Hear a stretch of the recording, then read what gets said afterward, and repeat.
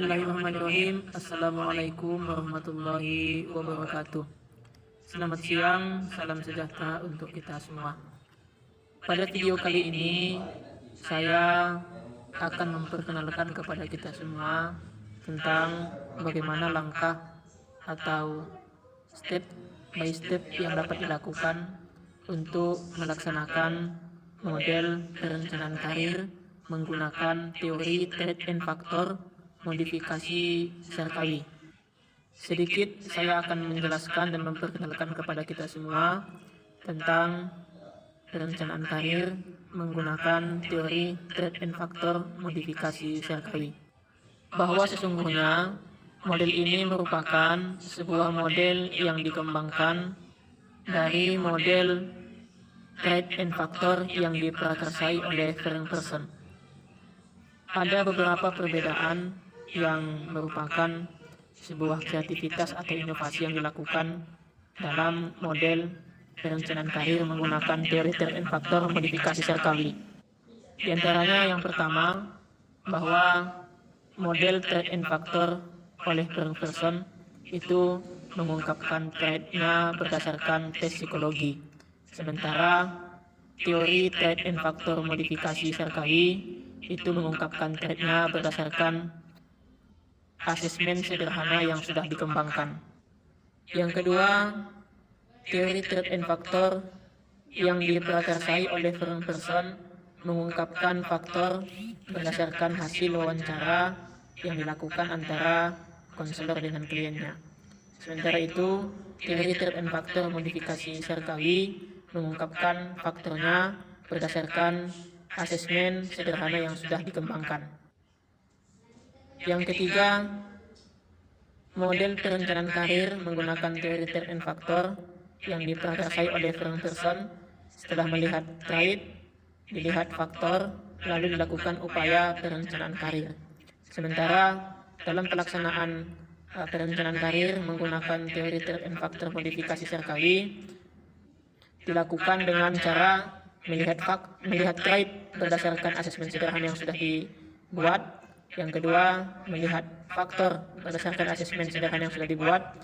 Lalu yang selanjutnya, melakukan identifikasi untuk mendapatkan identitas karir. Dan yang terakhir, merencanakan karir berdasarkan identifikasi identitas karir. Dan selanjutnya, teori Threat and Factor modifikasi Serkawi akan menawarkan adanya alternatif perencanaan karir yang pertama dan alternatif perencanaan karir yang kedua.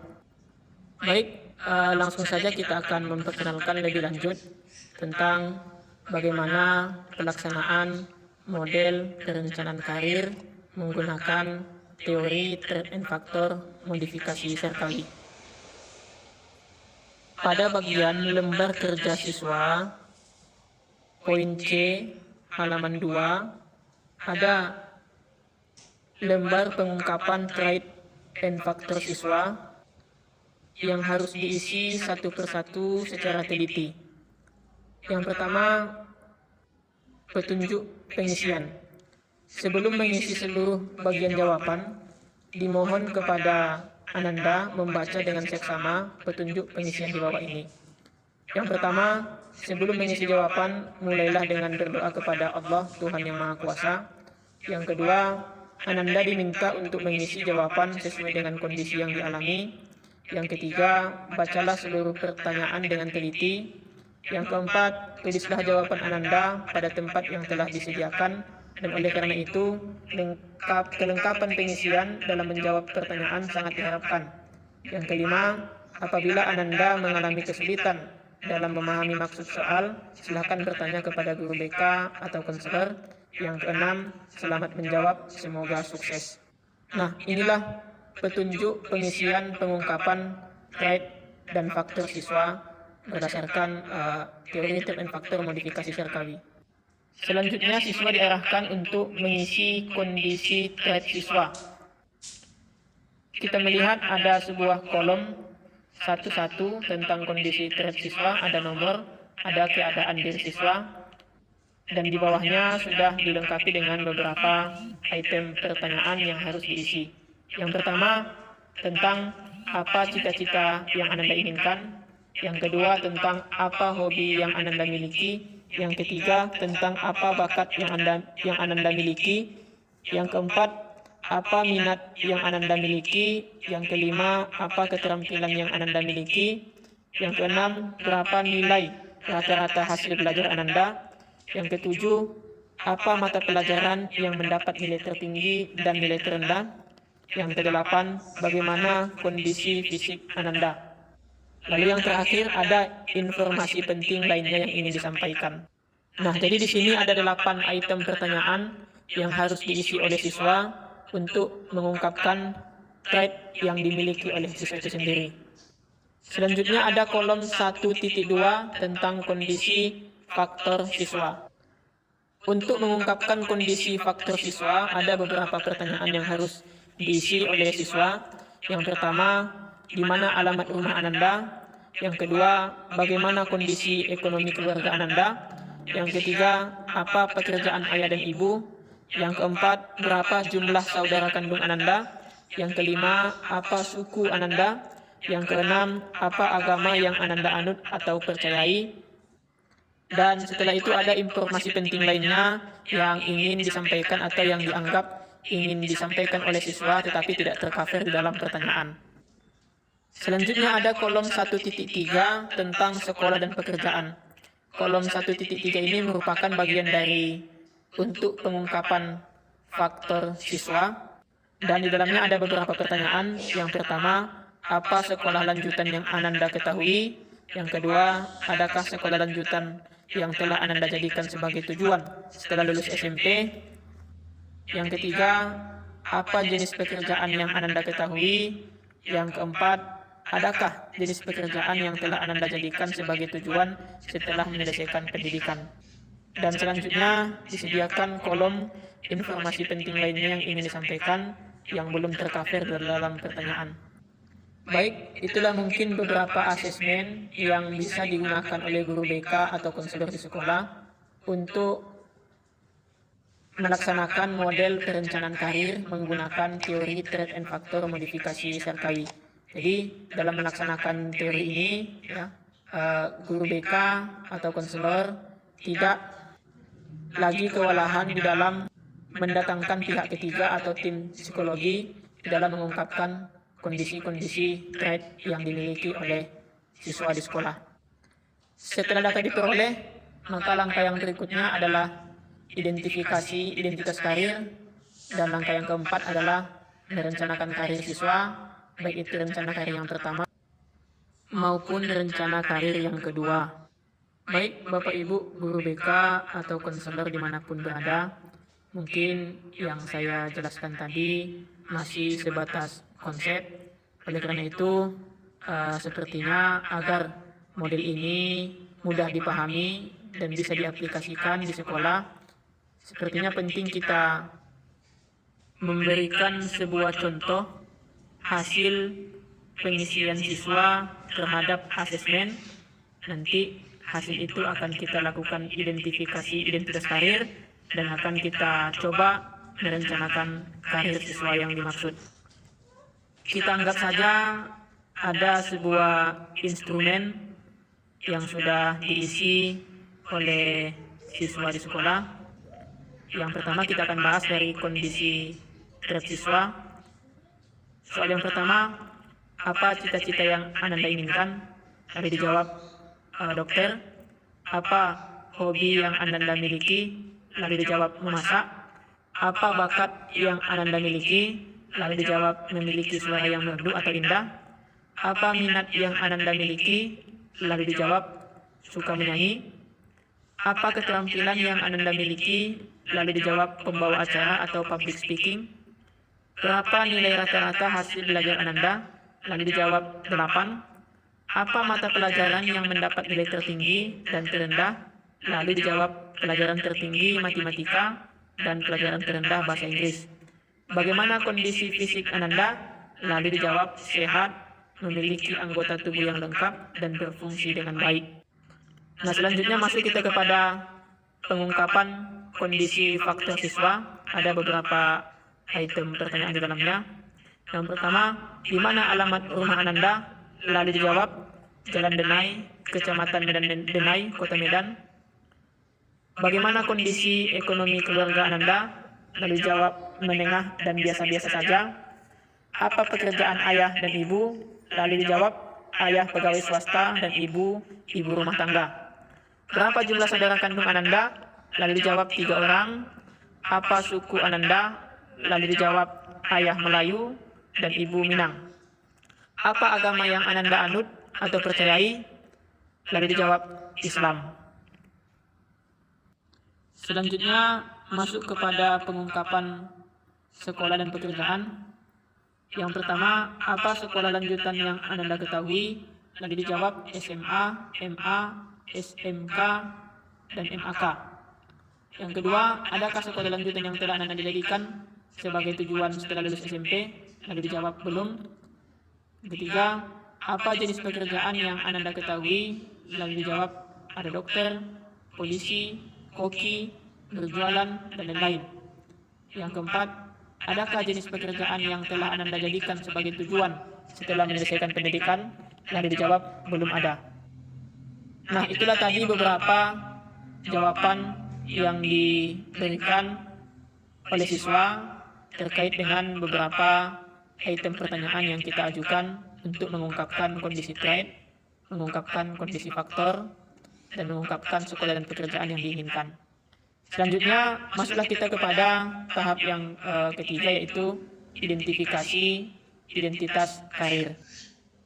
Nah, di sini sudah ada kolom yang kita sediakan untuk melakukan identifikasi identitas karir. Di situ kita lihat ada hasil trade, ada hasil faktor, ada hasil identifikasi, dan ada hasil rencana karir. Isi dari hasil trade itu adalah seluruh jawaban yang diberikan oleh siswa terhadap pertanyaan yang sudah kita ajukan. Nah, kita lihat hasil trade. Yang pertama, cita-citanya dokter, hobinya memasak, bakatnya memiliki suara yang merdu atau indah, minatnya suka menyanyi, keterampilannya pembawa acara atau public speaking, nilai rata-ratanya 8, nilai tertinggi matematika, dan nilai terendah bahasa Inggris, kondisi fisik sehat, memiliki anggota tubuh yang lengkap dan berfungsi dengan baik. Nah, ini kondisi trade siswa. Selanjutnya ada hasil kondisi faktor. Isi hasil kondisi faktor adalah seluruh jawaban yang sudah dijawab oleh siswa terhadap pertanyaan pengungkapan faktor yang sudah kita bahas terdahulu. Nah, mari kita lihat. Yang pertama, alamat Jalan Denai, Kecamatan Medan Denai, Kota Medan. Yang kedua, kondisi ekonomi menengah dan biasa-biasa saja. 3, pekerjaan, ayah pegawai swasta dan ibu rumah tangga. Saudara ada 3 orang, suku Melayu Minang, agama Islam, sekolah lanjutan yang diketahui SMA, MA, SMK, MAK. Sekolah lanjutan belum ada. Jenis pekerjaan yang diketahui ada dokter, polisi, koki, berjualan, dan lain-lain. Pekerjaan setelah sekolah belum ada. Nah, berdasarkan hasil trade dan hasil faktor, maka dilakukanlah hasil identifikasi. Nah, dari data hasil trade dan faktor, maka diidentifikasi ada 5 kemungkinan atau kesimpulan dari hasil trade dan faktor siswa. Hasil identifikasi yang pertama bahwa siswa berpeluang merencanakan karir pada bidang dokter. Rencana ini didukung dengan kondisi fisik yang sehat dan memiliki informasi yang banyak tentang dokter. Selanjutnya, tidak didukung dengan kondisi ekonomi menengah dan memiliki 3 orang saudara. Selanjutnya, berdasarkan nilai rapor tertinggi dicapai pada mata pelajaran matematika. Hasil identifikasi yang kedua, siswa berpeluang merencanakan karir pada bidang koki. Rencana ini didukung dengan latar suku, yaitu Melayu Minang yang terkenal dengan cita rasa makanannya, informasi yang banyak tentang koki, dan kondisi fisik yang sehat. Hasil identifikasi yang ketiga, siswa berpeluang merencanakan karir pada bidang entrepreneur atau berdagang. Rencana ini didukung dengan latar suku siswa, yaitu Minang yang dikenal dengan keahlian dalam berdagang, memiliki informasi yang banyak tentang berdagang, kemampuan berhitung yang tinggi, dan kondisi fisik yang sehat. Yang keempat, siswa berpeluang menjadi artis atau penyanyi atau kori ya. Rencana ini hanya didukung dengan kondisi fisik yang sehat. Hasil identifikasi yang kelima, siswa berpeluang menjadi politikus, ustadz, pengacara, guru, dosen, dan lain-lain. Rencana ini hanya didukung dengan kondisi fisik yang sehat. Dari kelima hasil identifikasi ini, maka dirumuskanlah rencana karir. Alternatif rencana karir 1 adalah entrepreneur dan alternatif sekolah lanjutan SMA atau MA. Alternatif rencana karir 2, koki, dan alternatif sekolah lanjutan SMK Tata Boga. Nah, kenapa alternatif rencana karir 1 adalah entrepreneur? Kenapa tidak dokter? Kenapa tidak koki? Kenapa tidak penyanyi? Dan kenapa tidak politikus, artis, dan sebagainya? Nah, karena berdasarkan hasil identifikasi, untuk alternatif rencana karir 1, entrepreneur, itu didukung oleh 4 kekuatan. Yang pertama, dari latar belakang suku mendukung. Yang kedua, dari latar belakang informasi mendukung. Yang ketiga, dari kemampuan berhitung mendukung. Dan yang keempat, dari kondisi fisik yang sehat juga mendukung. Jadi keempat pendukung inilah yang menjadi alasan kenapa perencanaan karir yang pertama itu adalah entrepreneur. Lalu kenapa rencana karir yang kedua adalah koki? Karena koki didukung oleh 3 kekuatan. Yang pertama, latar belakang suku Melayu Minang. Yang kedua, informasi tentang koki yang sudah dimiliki cukup banyak. Dan yang ketiga, kondisi fisik yang sehat. Nah, sehingga dari hasil identifikasi dan hasil rencana karir, maka anak atau siswa disarankan untuk menjadi entrepreneur dan mengambil sekolah lanjutan SMA atau MA. Atau mengambil alternatif rencana karir yang kedua sebagai koki dan mengambil sekolah lanjutan pada SMK dan mengambil jurusan Tata Boga. Selanjutnya, hasil identifikasi identitas karir yang 3 lagi dapat dijadikan sebagai data pendukung. Jika sewaktu-waktu ketiga jenis identifikasi identitas karir yang tidak termasuk ke dalam perencanaan karir mendapat dukungan yang cukup baik di kemudian hari, maka ketiga hasil identifikasi identitas karir yang tidak dipakai bisa dijadikan rencana-rencana karir di masa depan.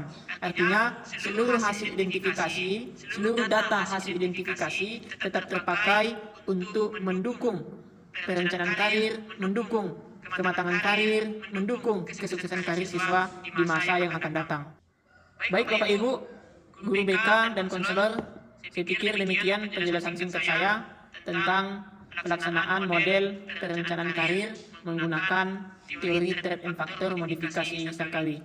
Untuk selanjutnya mungkin Bapak Ibu bisa berdiskusi, bisa berkonsultasi langsung ke saya apabila di dalam penjelasan ini tidak mendapatkan informasi yang lengkap atau Bapak Ibu mengalami atau mendapatkan kendala dalam pelaksanaannya.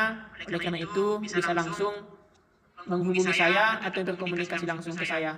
Demikian, mudah-mudahan ada manfaatnya untuk kita semuanya. Assalamualaikum warahmatullahi wabarakatuh.